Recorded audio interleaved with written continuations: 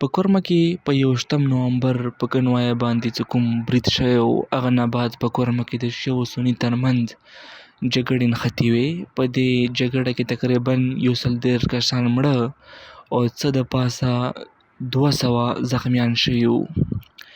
په دې جګړې خو حکومت عرضي کابو واخیسته، خو د مستقل امن دپاره یې جرګه پیل کړه.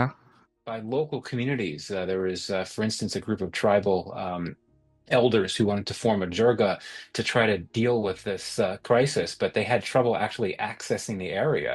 Security officials were not letting them in. This is very concerning as well.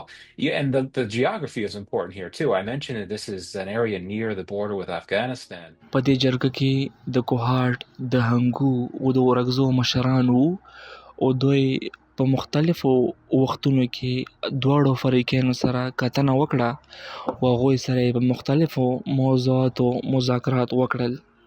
دې جرګې ته ګرینډ جرګه ویل کېږي، خو تر اوسه معلوماتو پورې دا جرګه څه حتمي نتیجې ته نه دی رسېدلي. دې سره سره یوه بله جرګه چې کومې ته پښتون جرګه ویل کېږي، هغې هم کورمې ته تګ کړی و. دا جرګه د مفتي کفایت الله په مشرۍ کې راغلې وه او د کورمې بېلابېلو ځایونو ته یې ویزټ کړی و، لکه په دې کې پړه چنار، صده، بوشهره او بګن.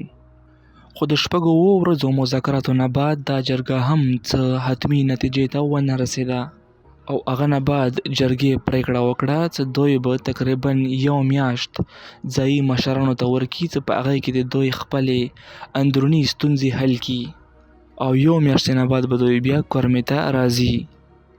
پښتون قومي جرګه به 1 میاشت بعد بیا کورمې ته ویزټ کوي، خو پر دې مهال به چې کومه ګرینډ جرګه دی په کوهاټ کې، هغه به د امن دپاره خپلې هڅې جاري ساتي.